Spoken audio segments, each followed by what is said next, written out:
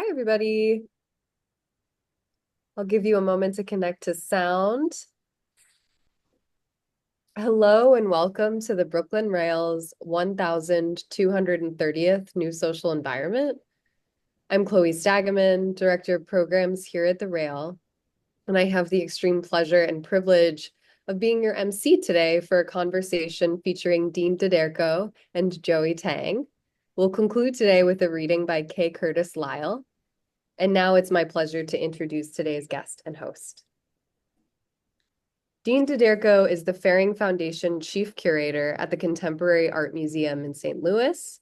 Their most recent exhibition, Like Water, the subject of today's conversation, includes commissions and artworks by Jamal Cyrus, Simone Fattal, Dionne Lee, Candice Lin, Beatriz Santiago Muñoz, and Vivian Suter, and addresses landscape simultaneously as a physical, material condition and an interior emotional state. Prior to joining CAM, Daderko was curator at the Contemporary Arts Museum, Houston. Daderko is a member of the advisory board of Denniston Hill. And our host today, Jo-ey Tang, is an artist, writer, and curator who experiments with the formats of versions, repetitions, and iterations as an ongoing engagement with time and its potential. He has served as director at Codist, San Francisco, curator at Palais de Tokyo, arts editor of N+1, and director of exhibitions at Beeler Gallery at Columbus College of Art and Design. Tang currently serves as the advisory committee of Slash San Francisco and is co-editor of Eloise Sweetman, Curatorial Feelings. And with that, I'm going to pass it over to Jo-ey to get us started, with gratitude to Jo-ey, to Dean, and to Curtis for being here today.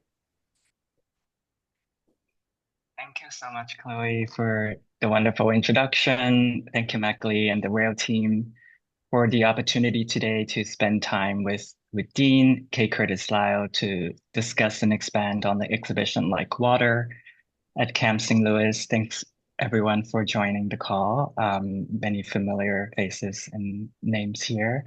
Dean, this is actually the first time we have a public conversation together. And we've had many private conversations, usually between exhibition viewings, going through constellations of artists who are in our circles, in our lives. So it's really wonderful to talk to you today. I've been a long time admirer of the curatorial work that you do across different sites, institutions. Each of your exhibition opens up a previously unexplored facet of artist practices that really resists, to me, the instrumentalizing of artists towards curatorial means. They all have a very cultivative energy to them that tends to the sustainability of practices, of nurtured conversations. So very befitting of the new social environment, I want to kind of briefly acknowledge that the social and cultural environment and grounds on which the topic of water has emerged in recent years, particularly since the pandemic. So water as a great equalizer, we're familiar with its generative and destructive forces, thinking of water as our shared commons, our culture and cultural practices. Artists, curators, artist-run spaces, and museums have, in varying degrees and scales, taken up on the topic of water, acknowledging our ecological and environmental crisis under extractive capitalism, the traced histories in the circulation of goods, movements through diasporas, forced migration, and slave trade routes. Water is defined by the form and scale in which it becomes visible and invisible. It's held in a cup and flow in a tributary. It's defined by its volume, drizzle or flood, by its movement, currents or stillness, defined by its purity, fresh, dirty. And water is a commodified thing, right? In the US alone, there are over 2,500 bottled water companies. Like Water, your exhibition, Dean, gathers the works of six artists. It's non-didactic, it's a multimedia exhibition that acknowledges the depth of water's history, its polyvalent and elastic materiality, metaphoric physical properties, Dean, I'm really interested in how the practices of the artist don't fit squarely into categories also that define a kind of capture that seeks to be very generative in the slippery zone of things. So I like to maybe hand the mic to you and want to hear about how Like Water emerged from your curatorial practice and what's the origin of the exhibition and how it relates to your research.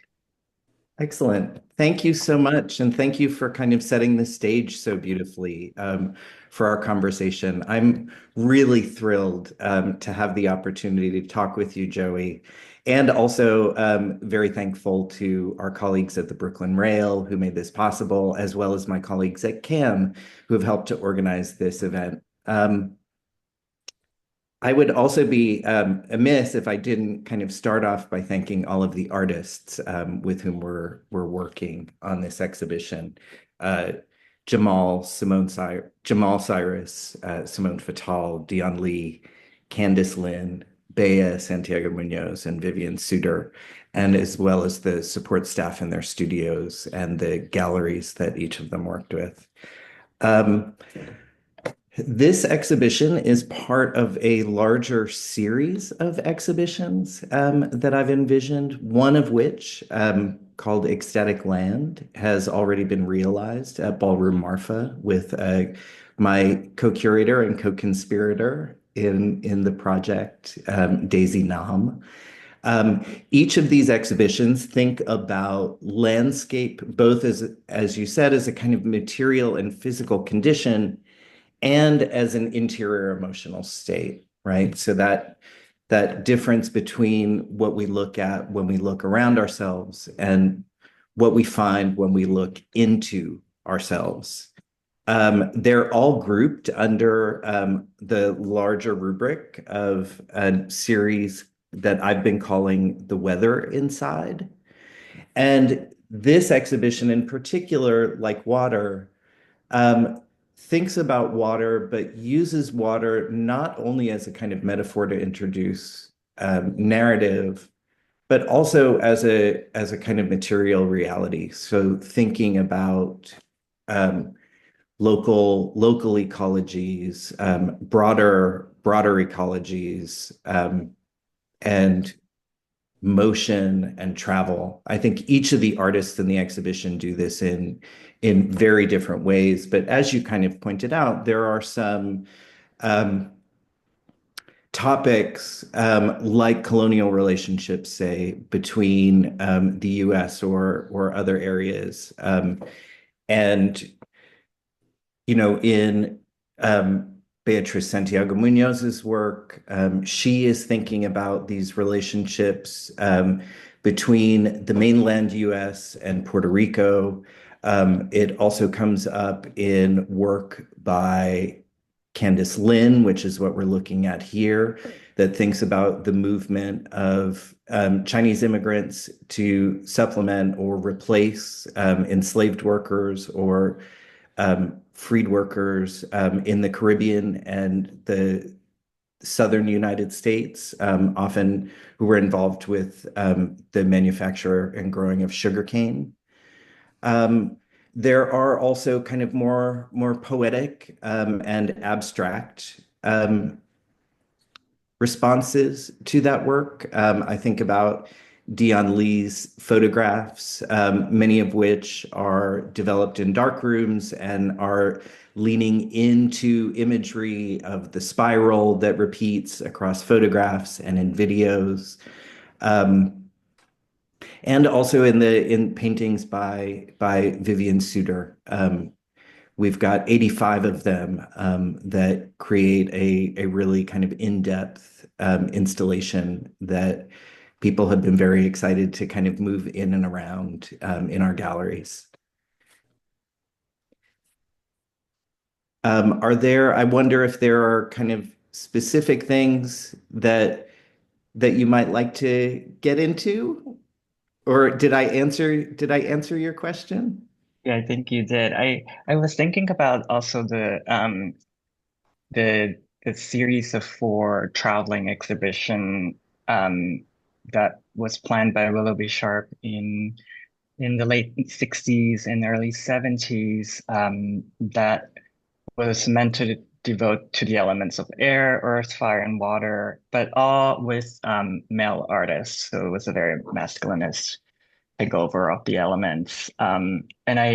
What I appreciate about your series, your exhibition series, is that it is doing something quite different. It leans on the poetics, but it also tries to thread together all the sociopolitical uh, threads that the water produces through history. I was curious about the if you can say more about the city of St. Louis, perhaps relationship to water, and how has the audience approached this subject matter? Sure. Yeah, I think one of the things that was very interesting for me and really generative as this exhibition came together was that when I moved here, I had often assumed, quite wrongly, that I would be using the Mississippi River to orient myself as I moved around through the city. Um, that was a bad assumption, both for the fact that St. Louis stretches up and down one bank generally of that river. Um, Also because that river actually runs in a fairly deep furrow. And so on the plains that we are on, one does not see it as readily um, as it's down in a slight valley.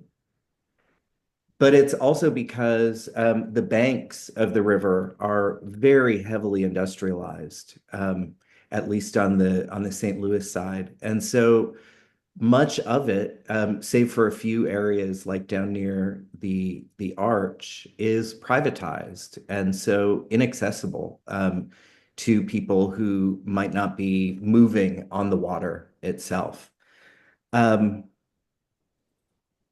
that visibility and invisibility also had another thing I would say that had a really profound effect on me was getting here and learning about Cahokia, a Native American community and civilization that sometime between 1300 and 1380 is estimated at more than 20,000 people. It was just south of the confluence of the Missouri and Mississippi rivers. And so thinking about a pre-colonization civilization that at the time would have been larger than Paris or London was just a real eye-opener for me in terms of thinking about the land here and the geography um, as something that well predates colonization. And that sense of the way that that bends history and time back on itself to kind of write another history or have another history braided into that felt also like something that informs in a way this exhibition, that sense of deep time, of geologic time. Um, that for me is also certainly present in works by Simone Fattal, right? Where while they look entirely modern, the ceramic sculptures that she's making, as well as the collages that we've included in the exhibition, it's also really incredible that they have a sense of a real sense of ancients to them. Um, they look sometimes like things that could have come from an archaeological dig. Um, and for Simone, I believe that that kind of consistency of what we're responding to in our immediate environments through time is something that definitely seems to animate her work. In the installation,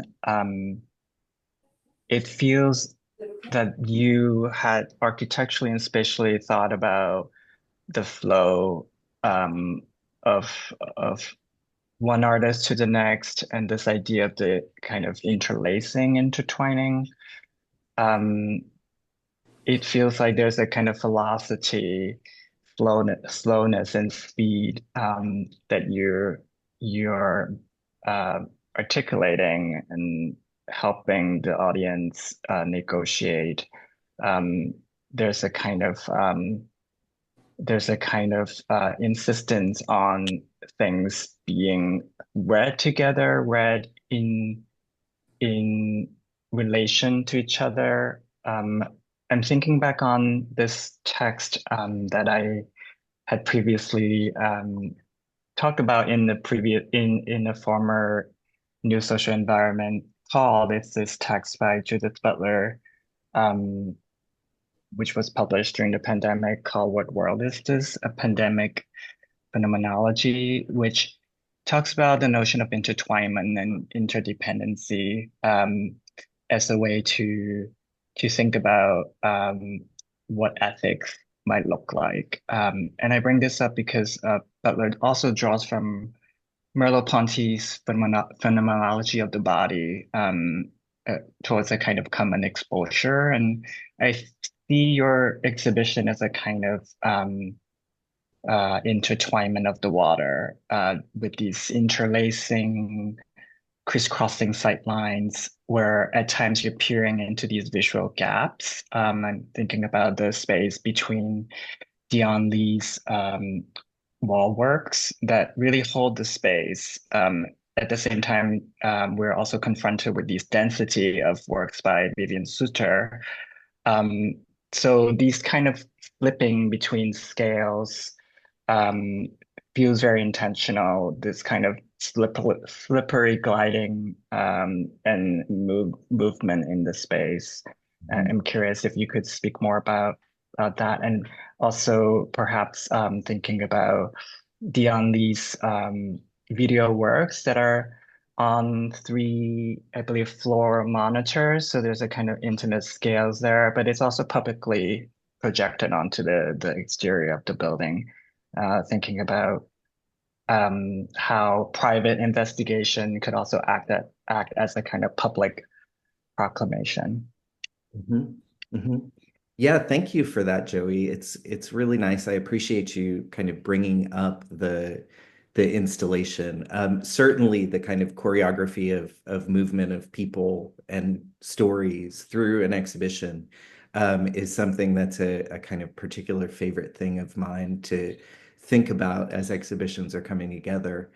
And as this was my first kind of larger scale exhibition at CAM, at least individually, I felt like it was important to begin actually by removing all of the walls in the space that were not part of the original architect Brad Klopfel's vision for the space. It really opened our space up. There are points at which you can see directly through the exhibition to our neighbors at the Pulitzer. It also makes the exhibition visible from the street. And in a way, it also sets the stage for each of the exhibitions or each of the artworks in the exhibition to be in kind of direct conversation or at least direct sightline of one another. And so I think some of the things that you kind of pointed out before about topicality within the exhibition, that there's not, let's say, a single kind of topical interest that each of the artists in the show share, but rather multiple intersecting ones. And that felt really important for me, right? So in a way, I guess water was a kind of metaphor and an instructor for how to put this show together. So there are things that happen like a direct line of initiating in or culminating in, depending on which end you approach it from, um, a straight line of works on four different plinths by Simone Fattal, some of which you're seeing now, that cut on an angle through the middle of the exhibition. Here in the back, you're seeing also one of the video monitors, Jo-ey, that you just mentioned. There are three of them in the show, and they're each showing works by Dionne Lee. But you'll notice that these are cube monitors that we've placed on fairly dark plinths that also tilt them back. And so one stands over them to watch them, and it offers that sensation that the water is kind of underneath us, right? That we could be standing in it, at least from the perspective that Dionne has shot each of these films at. It also offers, like you were saying, some moments for density, like this presentation of two collages and some more architecturally related sculptures by Simone Fattal that are here, with one maybe slightly more, at least for me, figural sculpture that appears in the back. Also with an artist like Simone, I think one of the things that was really interesting is thinking about materiality in a really direct way, right? So that the clay that she's working with is a material which requires water to be driven off at high heat, so that the form is kind of consolidated in a more permanent way. But also one still sees in the surface the kind of motion of her fingertips that really animates the surface. And so there's this kind of temporal slip between something that feels really permanent, but that also is in a way a kind of report of the process of its making. The work by Simone Fattal also spans, I think, decades here, from works from the 80s to 23, I believe. So there's also, thinking about the artist's own biography of movement in the world, right? Definitely. Yeah, this actually, the image that we're looking at, the tallest of those four figures is called Goddess of the Springing Water.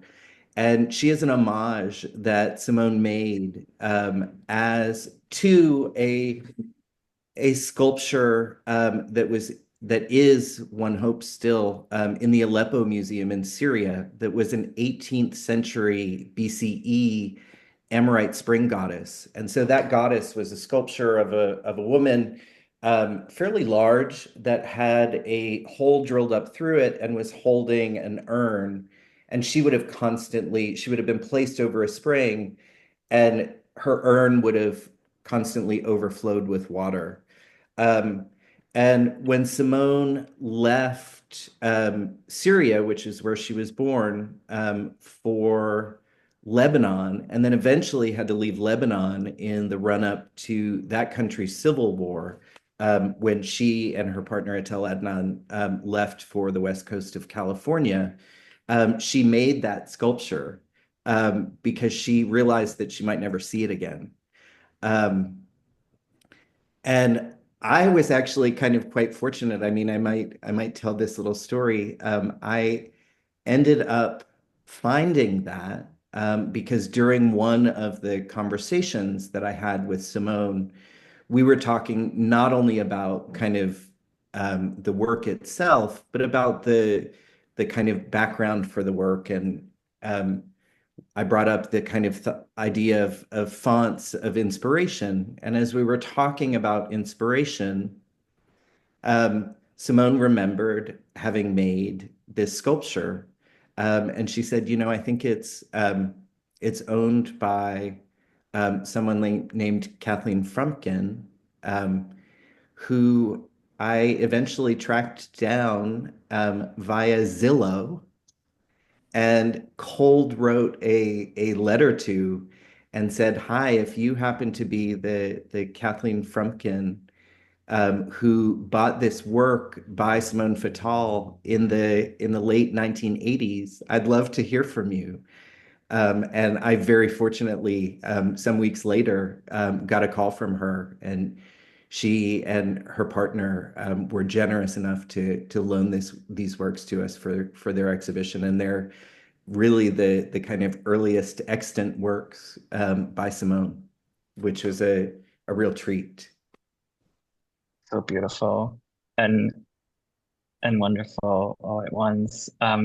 Behind this work, we're seeing are the paintings of Vivian Suter, who uses in a way the elements to create much of her work and practice. In fact, she works outdoors, and often there's the surface of the painting collects the traces of weather, of vapors, of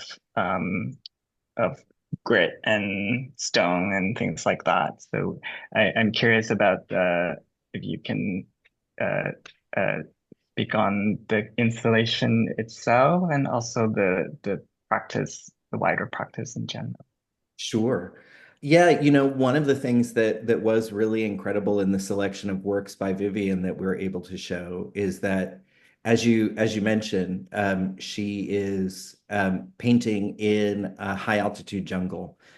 So she is in Panajachel in Guatemala, and painting essentially in some areas that are set up out of doors across land that used to be a former coffee farm. The selection of works that we're seeing here, well, interestingly, I would say that also Vivian does not title or date her works. Um, and so that kind of sense of temporality is dispensed with, or specificity. It really becomes about the relationship between these works.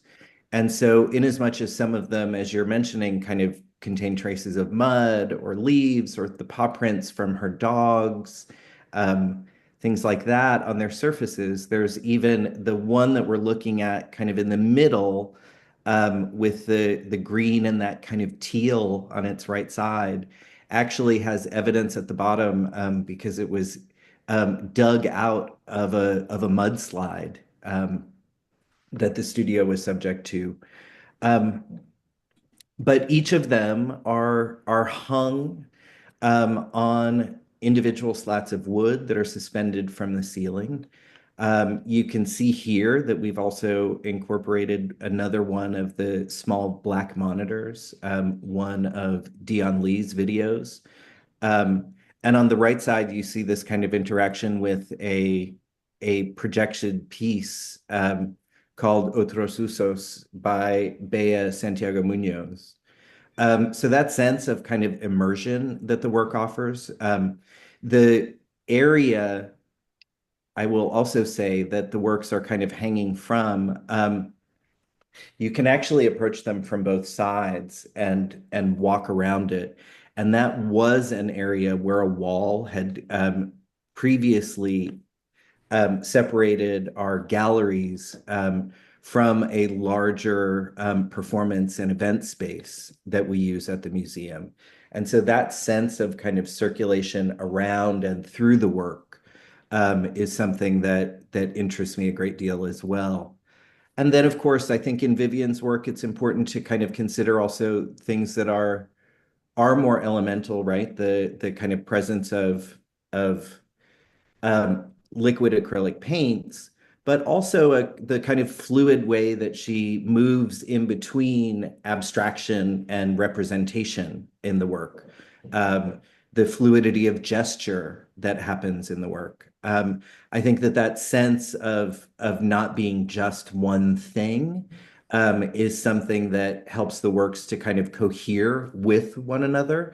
And it was a really incredible experience also to be able to get to design the installation of these works, and figure out which kind of hung well with each other, which needed more space.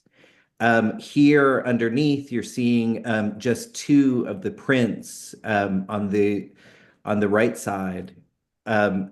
by Dionne Lee, both of them silver gelatin prints. The framed one closest to the right is actually a gelatin silver print on a piece of handmade paper that is laid over top of a dowsing rod and then affixed. So that dowsing rod is kind of buried within the paper. It was just really incredible with Dionne also because these are small prints. Each of these gelatin silver prints are around 8 by 10 inches. To actually take up as much space as they needed, because I felt that it was important to be able to set up a rhythm where people could kind of move between them, spending time with them, rather than having fitting them into a space that might otherwise cramp them up. They have that sense of expansiveness just in the images themselves, and so they seem to benefit from it with that kind of physical sensation in our space. It really feels like you had lay out this groundwork of sedimentation from the ground to the upper plenum space, and thinking of institutional memories, the audience memory of a wall no longer as this uh, porous boundary that could be punctured, that could be looked through, that feels very participatory as well. This hang. I want to hear more about Bea's work here in relation and constellation of with other works. Yeah, so this work that we're seeing is a 3-channel piece called Pájaro Comeme Philoctetes from 2023, or Bird Eat Me Philoctetes in English translation. In it, Bea, in many of her works, will think about something that she calls the sensory unconscious. And so it means for her working with individuals and who may not be, say, trained actors, but who she works with in close collaboration to make her film and video works. And in them, one particular individual in this piece was cast as Philoctetes, who in Greek myth is a famous archer who is bitten by a snake while he's traveling with his fellow soldiers to war in Troy. He's screaming out in pain, apparently. This must have been infected or something. And the soldiers at a certain point are like, we can't take it with this guy anymore. And they leave him behind on the island of Lemnos when they travel off to war in Troy, and he's picked up on their return.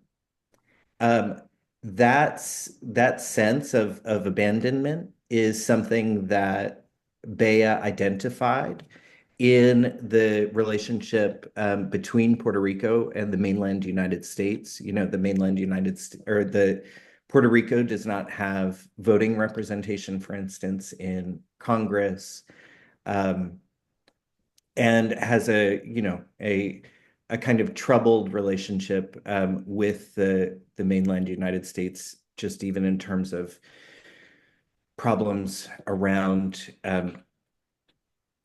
changing global environment and environment related to hurricanes, et cetera, and hurricane relief efforts. And so all of that is somehow buried into this idea that someone from this left behind island could portray a mythological figure who himself had been left behind. I think in Bea's other work, Otros Usos, that is actually filmed on the pier of an abandoned U.S. naval facility. And so you see all the kind of fueling and infrastructure to get energy and other materials in and off of the boats. But with the abandonment of this site in Cheba in Puerto Rico, it's actually become more commonly used by local fishermen and people just enjoying a day out. So that maybe is one of the does that get at what you were asking, Joey? Hmm. Yeah, absolutely. If we go to the next slide, Chloe, yeah, here's on the right, it's the solo tools that you're referring to, Dean. And then the next slide. Right. So I want to spend a little time on Dionne Lee. Uh, it's just a stunning work. These three video works on monitors that they create a kind of ever-changing temporality in the space. And I like that juxtaposition with the three-channel work of Bea, how the 3x1 and the three works as three points in the space, these shimmering floating points of illuminations. There's a spiral that seems to be a piece of rock floating in the river current, which is a kind of guiding path um, that shows us how miraculous my light embedded in stasis in the act of attending to the here and now.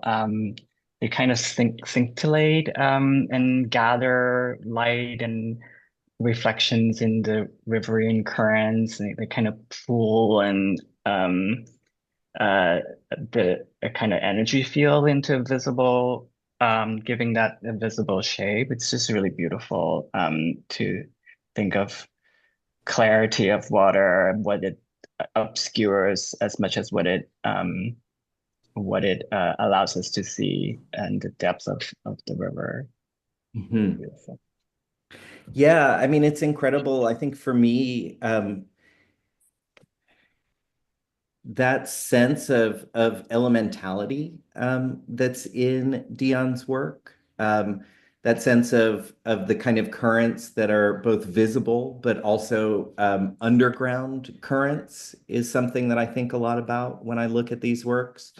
As an artist who is very dedicated to production in an old-fashioned analog darkroom, that sense of elementality of the actual chemistry of creating these silver gelatin prints is something that does seem to me to be in some way connected to the elementality of the images that Dionne is making. Um, like this one, which resembles in its way a kind of a much drier version of a dowsing rod, um, but which actually is, I believe, just some wet rocks that have been laid atop drier rocks. And so that kind of play happens across many of Dionne's works, including the video currents that you were referencing before. And in that, Dionne is essentially just coiling a rope on top of a small stream and following it and seeing kind of where the rope goes. The video itself is just over 20 minutes long, and it has that kind of languorousness. And it has a sense of event when you see shadows moving over top of the water or reflections happening in the water, or a real sense of um, culmination when the rope eventually catches on the bottom of the stream bed and kind of unfurls itself. It becomes almost like a living line drawing in a way. Um, and or here where you see a kind of similar imprint that's left behind by a wet rope on top of a rock. Yeah, it's been really incredible to kind of see them. And here the image that we're looking at is a solarized gelatin silver print, right? So a gelatin silver print that involves the introduction that is normally anathema of light into the dark room. That basically in some ways begins to invert the images that are being developed through the negative.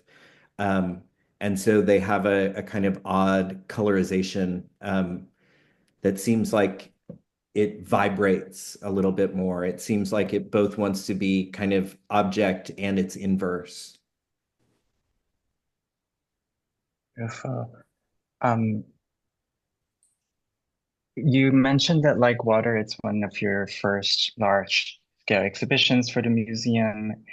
And in thinking of water as a source material and exhibition as a generative model, you have also welcomed artists who had already shown at CAM into this exhibition. And I find that kind of resistance to rupture really important as a curator, not only as a working method, but as a kind of ethics to continue the narrative that the audience had been learning and building on and sustaining on.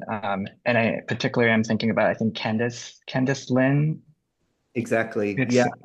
So my predecessor, Wassim El-Kudari, who was the previous Ferring Foundation Chief Curator at the Contemporary Art Museum, had included Candice in an exhibition called Stories of Resistance. And it was really fun for me, as you know, Candice was an artist who I had been kind of thinking about, to realize that just because Candice had been in an exhibition previously didn't mean that her work um, would need to be excluded from this exhibition. In fact, in a way, I kind of imagined like, oh, I wonder how many people remember seeing Candice's work previously when they're looking at this. And so I joked with her at one point that she had kind of leaked from one exhibition into the other. Um, and just that sense of kind of slippage was something that may not be the most immediately visible for our visitors, but allows a different kind of focus on an artist's work to take place. That though this is one work, it's a very it's an installation based work called La Charada China um, that is quite immersive. And, it's incredible to think about that relationship between works that can happen in a space over time, right? Not just based on the individual works that one might be encountering on a specific visit, but how we remember things in different spaces. and there's another exhibition that comes out of Like Water in conjunction with the education department, I believe. Yeah, so there is actually, we have in CAM's upstairs learning and engagement galleries an incredible exhibition called Make the River Present that was organized by my colleague Michelle December with a local curator, Alina Brazier. And that was an opportunity for us to both create synergies between the departments and to explore in more depth the relationship of the riverine environment on a local level. So working with a local curator, working with a number of groups that had local ties, all of those things to bring perspectives that might not otherwise have the opportunity to be seen and discussed to the fore. And so that was it's been incredible to kind of have that synergy between our departments and ultimately I think for the visitors who are coming to see the exhibition to understand that implication of the local in the national and international and vice versa. Maybe this is a good time to circle back to Jamal Cyrus's practice, since we have Kay Curtis Lau here with us today, and if you can speak also about the live programming and commission that accompanies the exhibition. Yeah, absolutely. So the works that you're seeing here came to us from public and private connections. So I would also just want to say thank you to all of those collectors, whether individual or um, public collections that shared works with us for this exhibition. Um, You're seeing a number of works by Jamal, which have been made out of strips of denim, some of which are bleached, all of which are glued with adhesive onto a kind of backing that consolidates them. Jo-ey, kind of when you were talking before about sedimentation, the piece that you're seeing in the front is a piece that actually is displayed on a rammed earth base, and that rammed earth is local soil that's presented here. But as well, it kind of functions in other ways in Jamal's work. And so on the very rightmost wall are two pieces that I thought of as visual scores after some kind of conversations with Jamal. One of them is mostly kind of bleached white denim, but it does contain some small inclusions, which are pieces of broken 33 records. The other next to it is a drawing on a piece of cardstock that has a small kind of star-shaped hole punched out of it. And Jamal, I think in kind of broad terms, was thinking about movement of people and goods and replacement goods during the Middle Passage between Africa and Europe and the United States, thinking also about the kind of antebellum Southern cotton production and pre-war cotton production in the South, the kind of use of indigo to dye that workwear, but also in a kind of in a broader and more poetic way, the notion of the blues and the blues really being Curtis, I think you called it the incorruptible center of our lives in the United States. And so it's for me that sense of kind of fluidity of all of those identifications being able to happen in a layered way, in a sedimented way, that brings all of these conversations to the fore. I'll say that, and maybe we might be able to, I think we have some images as well of Hornbeam Sacrament. But Hornbeam Sacrament was a performance that we commissioned for the opening weekend of the presentation of Like Water. And it was conceived by Jamal Cyrus very much in collaboration with K. Curtis Lyle, with Damon Smith, and with Corey Dewan Sherrod Jr. Damon, you see on the bass. Corey created some really incredible music and tracks. Curtis wrote an entirely new poem that was recited as Jamal was doing preparing this saxophone. That involved washing it with Mississippi River water, polishing it with twinkle polish, anointing it with aloe and oud and frankincense and myrrh, wrapping it in gauze, and then covering it in mud that was also dug up from the Mississippi. It was then put onto a custom-made grill, a smoker actually, and smoked over a live fire um, during the run of the performance. It smoked probably until a short time into the next day, at which time, it was cordoned off in our courtyard where the event took place. Um, and then we moved it actually into the galleries. And so it can now be encountered in the galleries as part of the presentation of Jamal's work within the show.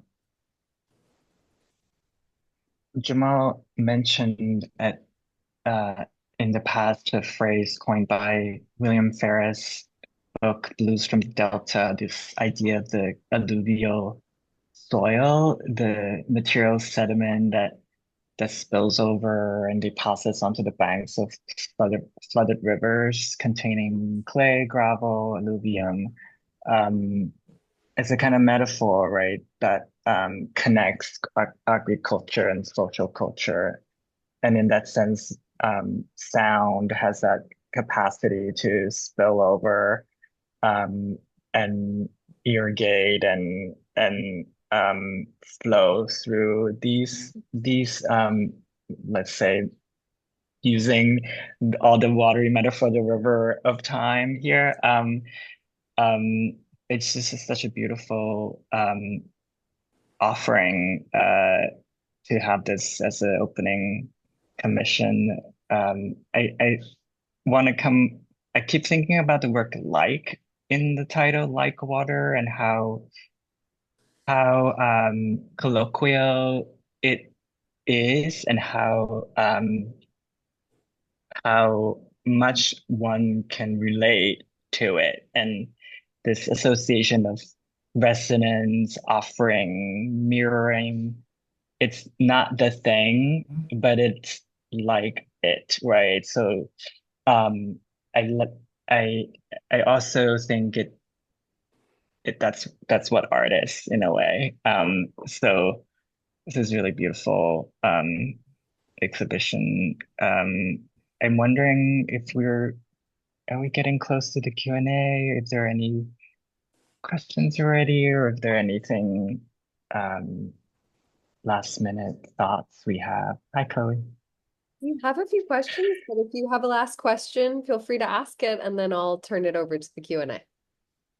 And I I guess just want maybe, to say, I wanted to say thank you to Megli. For folks who are interested to watch Hornbeam Sacrament, she has dropped a link into the chat here.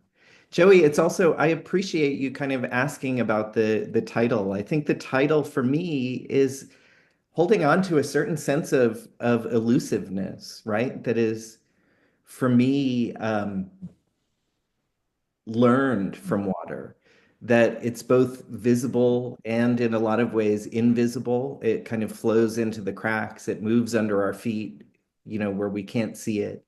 Um, that idea of being like something, not necessarily the thing, but related to or in relation to, is certainly, or elusive of, are all the kinds of things that I was thinking about when I titled this show, because water moves so quickly, right? We were unable to pin it down, and it felt important to have a title that also offered that same sense, maybe.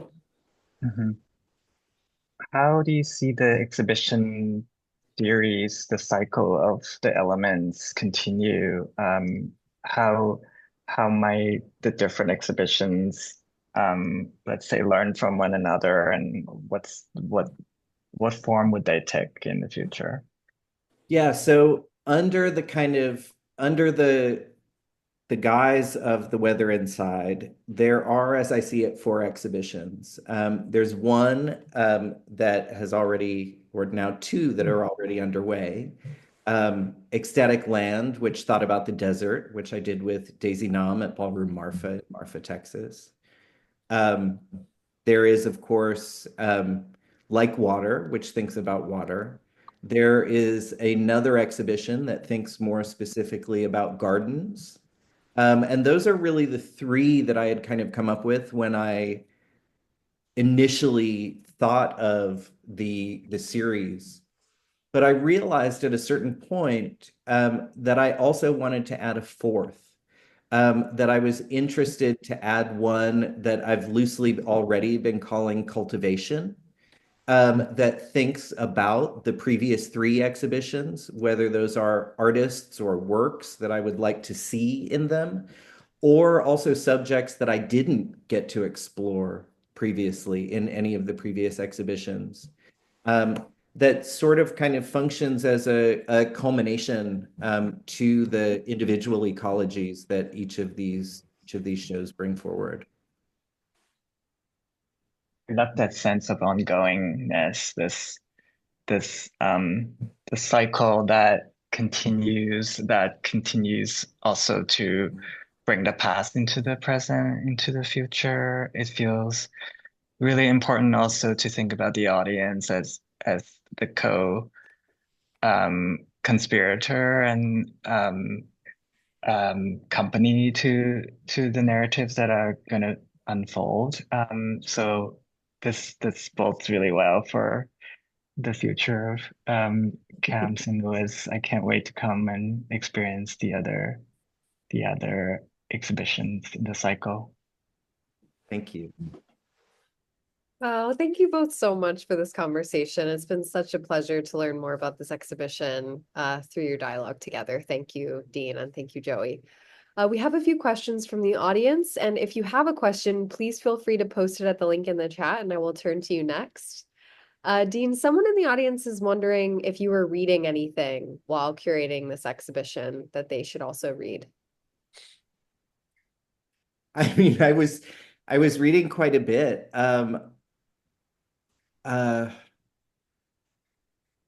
Honestly, lately I've been reading a lot more kind of poetry and fiction.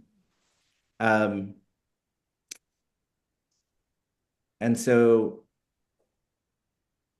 yeah, I mean, if I start to think of any particular titles, I can certainly share them. Although I'm actually just looking across my table right now at Cookie Muller's Walking Through Clear Water in a Pool Painted Black. So Wow, great recommendation. Highly recommend. Yeah. Um, Thank you for that question. The next question is from GE. GE wonders if to be like water is not only to be fluid, but if there's a reference to being faithful to the unseen pressure that gives rise to springs. What do you think about this? absolutely, GE. I think that, that sense of pressure that gives rise to springs is something that is very connected for me to the kind of emotional elements that water can bring up for us, right? We say like when we're feeling really overwhelmed that we're underwater. But it's also the sense that inspiration for me can often seem to come from a space that, at least in its physicality, is far, far larger than the kind of physical limitations of my body, right? That sense that there are these things that move through us that are much bigger than we are, and things for us to be able to kind of connect to, larger emotions, whether those are individual or collective. So those are very much the kind of emotions that I'm thinking of, and that I hope have some kind of presence for visitors in the exhibition. Yeah, thank you for that question. Thank you, GE. The next question is about the actual curatorial group and the group of artists that you brought together. How were you thinking about this group of artists in unison? Did you know that you wanted to bring them together from the very beginning, or was it something that evolved over the course of reflecting on this idea and speaking with them across time? Yeah, so I mean, if there is one thing that all of these artists share, it's that water does not appear in just a single work that each of them are making, but makes kind of recurring appearances across many of their work. That felt really important, but it also felt important to have conversations with each of them. As you can imagine, there are these 6 artists, and I'm deeply honored and delighted to be able to work with them. But there are, of course, many other individuals whose work could have made sense within this context. And it was really a sense of of wanting to honor the conversations that I had been having with some of these individuals, um, responding to a kind of deep interest that I've developed over the years in others, and for their work, and really wanting to bring together a group of works that I thought would be exciting and approachable for our audiences at camp. Things that had a variety of kinds of materiality happening, things that brought with them different narratives, things that brought with them topicalities that we could expand on in programming at the museum. All of these things were part of the kind of selection of the artist group that is currently on view in Like Water. Thank you for that answer, Dean. The last question is about what came out of the curatorial process for you personally. Were there questions that resulted from this show that are then like threads of thought for a next exhibition? What did you discover from bringing these artists together, and are there new questions in your head now that the show is finished? I feel like I usually have only questions. I'm always loath to actually think that my curatorial work can provide answers, although I'm sure on some level it does. Um, yes, there are definitely things that I've kind of learned about the ways in which works can kind of physically accommodate one another, that the space of the exhibition, I've learned new ways to kind of approach thinking about the space of the museum where I've just started programming. That's actually quite an exciting thing. But then on a kind of deeper level, thinking about also what opportunities look like, how we want to work with artists, why it feels really like an honor to be able to kind of have support that enables us to do commissioning work, to bring new ideas and new artworks into the world, for folks at the museum. Those are all things that I've had a great time doing. It's also been really incredible to get to know all of my somewhat new colleagues at CAM, through this process, and to be more deeply involved with all of the artists who are participating in the exhibition through the conversations that we've had that led to this presentation. So yeah, it's a constant learning process, I guess. I think for me, that's probably my favorite part of it, is kind of asking questions rather than feeling like I have answers. Thank you so much, Dean. I think that's going to conclude our Q&A portion of the program, but it is my great honor and excitement to introduce Kay Curtis Lyle, who is going to close us out today with a reading. Kay Curtis Lyle was born in Los Angeles, California, and is a founding member of the Watts Writers Workshop.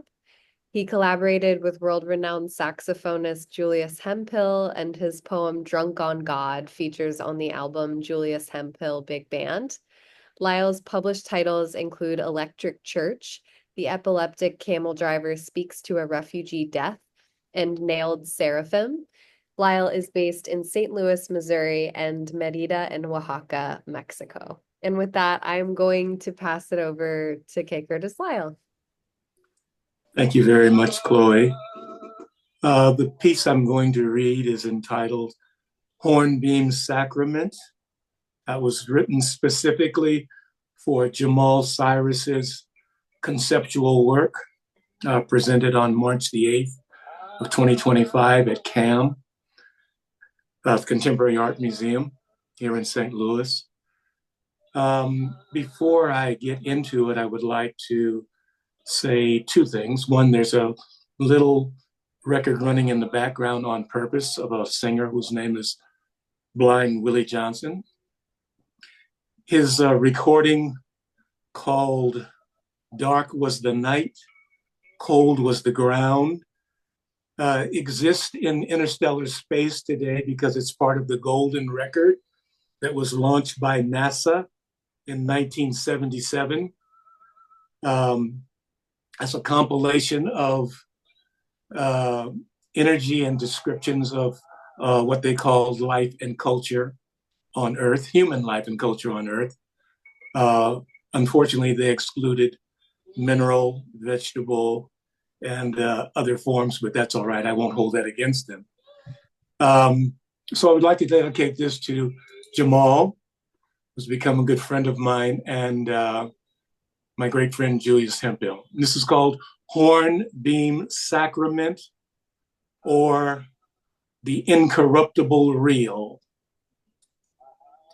Agape, peyote, gecko, corona, oh. Agape, peyote, gecko, corona, oh.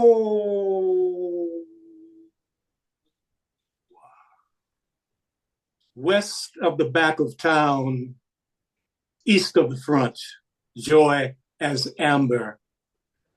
A collision not of opposites, but of alternatives. Creation is the stem cell of competing realities. Choice is the fault line. There are molt men switching. Women as stable as a stork of redwood tortoise tunnels running underneath the dead bottom of the city of the blonde on the blind hill. Regret and erotic grace forge a sanctified union. What we seek to know is never going to be revealed. Be aware of the one who doesn't need an escort to the bathroom, who leaps out of the womb without a crying eye, who strides back in against the counsel of both state and covert violence. Only a prophet is entitled to utter the word at its most fundamental level of expression and reflection. A Black man is a white man drowning in intuition. Where there be balance, then a ruthless intention. The color stigmata becomes an epistle of eccentricities, an ill wind of marching bands and war drums etched into a performance art funeral. General George Armstrong Custer III was crushed by a tenor saxophone. The circle ground. Let's, the great yogi Grace Astride is the grand contra yogini. She is wholly Black.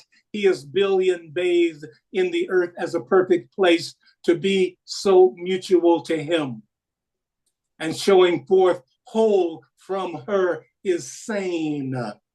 Arc, peace, oath, Purusha, shadow, Buto, Purusha, shadow, Buto, Purusha, shadow, Buto, Purusha, shadow, Buto, Purusha, shadow, Buto, Purusha, shadow, Buto,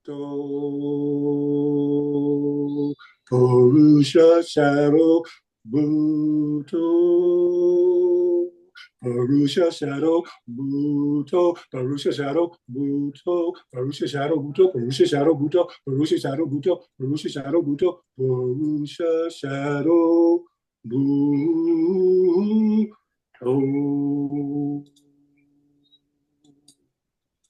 Va is an audio multidimensional being of unknown origins and modality, who possesses inestimable power over time, space, the laws of love and reality itself being capable of altering them to her will. There is no discipline that cannot be superseded by a mystery.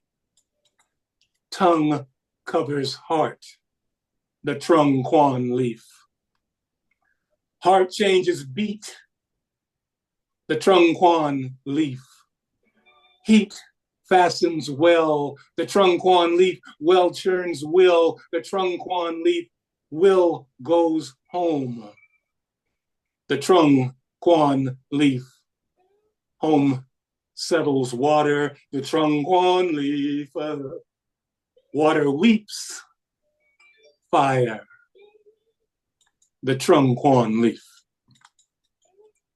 In a shelter, crown draped across my matchbox, aloe vera sacred stain buttons pinned to ash, L collar, salt circle, there is a way to grab mass, bend time without ever leaving home. I give the permission that I intend to retain the services of my true self. An unmitigated slaying of blank space.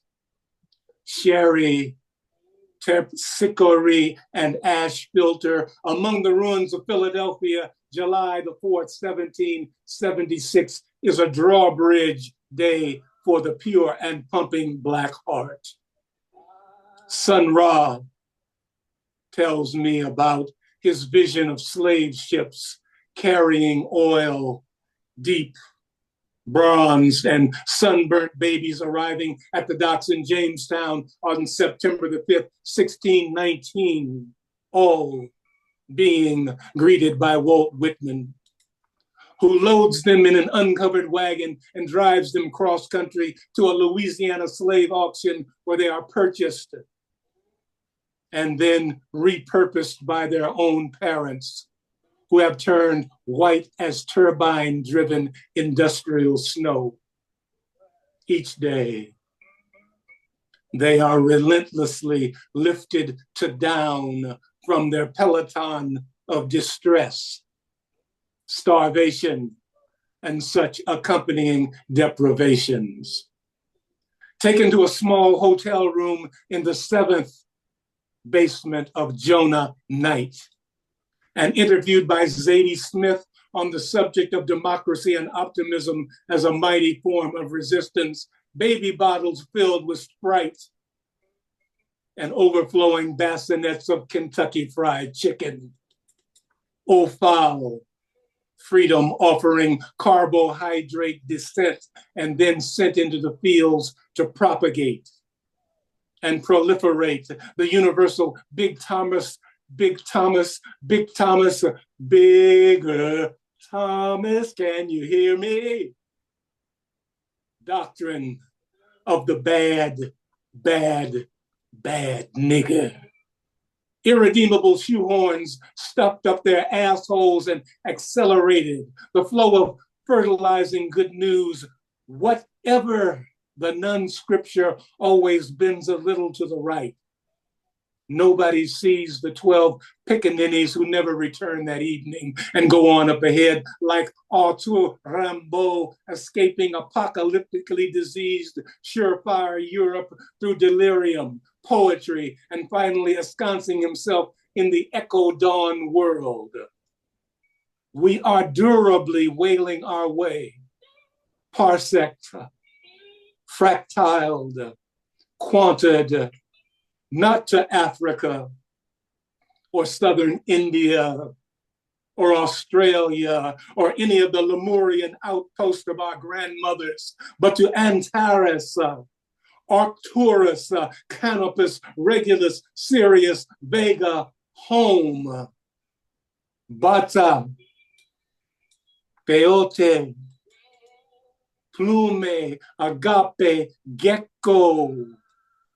Bata, Peyote, Plume, Agape, Gecko, Bata, Itoya, Puma, bata, plumi, corona, eros, bata, agape, gecko, oh, bata, peote, plume, agape, gecko, bata, peote, plume, agape, gecko, bata, itoya, puma, bata, plume, corona, eros, bata, agape, gecko,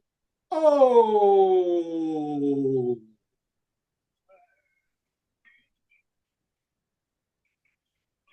Thank you very much for having me. Chloe, Dean, Jo-ey, and the Brooklyn Rail. I hope you enjoyed it, and I hope to see you again. And again, this was dedicated to Jamal Cyrus for including me in his wonderful, well, it was a performance, but it was also a great concept performance. Thank you. That was amazing. Thank you so much for closing us out with that absolutely brilliant reading, K. Curtis Lyle. That was so brilliant. And thank you, Magali, also. I don't want to forget Magali. Okay. Thank you, Maggie, too. Thank you, Dean. Thank you, Jo-ey. Thank you, Curtis. Thank you to everyone at the CAM St. Louis team, especially Katie, for their support in preparing for today's event.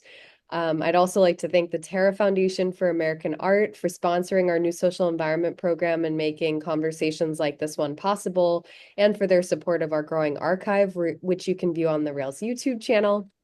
The Rail has been free and independent for 24 years. A donation directly supports our writers, our staff, and our operations. You can support our work through the link in the chat. And if you're free on Monday at 1 p.m., join us for a conversation with artists Naima Green and Justine Kurland on the occasion of Green's exhibition at Astor Week's Monochrome. And as is Rail tradition, you can now turn on your microphones and say hello and goodbye as you leave. Thank you so much for joining us today, and take care, everyone. Thank you. Thank you all so much. Thank you, That Curtis. incredible reading. Thank you. Thank Thank you. you. Gracias. Thank you. Bye-bye, Dean. Dean, Thanks. Chloe. Yes, and I have every year, Gracias. except this year I did not make a